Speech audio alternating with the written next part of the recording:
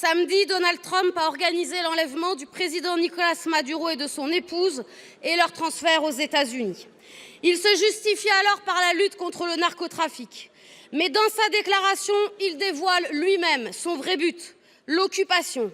Je le cite: « Nous allons diriger le pays jusqu'à ce que nous puissions effectuer une transition » et il annonce l'arrivée des entreprises américaines pour prendre le contrôle des infrastructures pétrolières.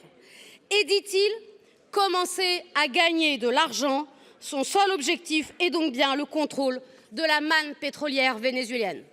Cette logique s'étend aujourd'hui autour du Groenland. Les pressions sur les ressources et les routes arctiques s'intensifient.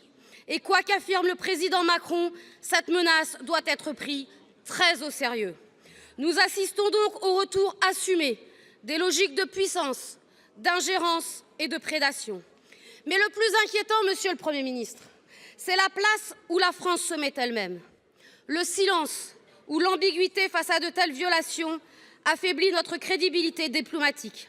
Au moment même où nous voulons réaffirmer notre soutien à l'Ukraine face à l'agression de Vladimir Poutine, comment exiger le respect de la souveraineté et de la Charte des Nations Unies si nous restons muets quand une autre puissance piétine ces mêmes principes? L'incohérence nourrit le cynisme et elle sert ceux qui nient le droit international. Monsieur le Premier ministre, la France va-t-elle condamner clairement l'intervention au Venezuela et l'arrestation de ses dirigeants? Enfin, nous vous avons interpellé avec mon collègue président du groupe GDR à l'Assemblée nationale pour l'organisation d'un débat 50-1. Vous en avez acté hier le principe à l'Assemblée nationale. Pouvez-vous nous dire quand celui-ci aura-t-il lieu?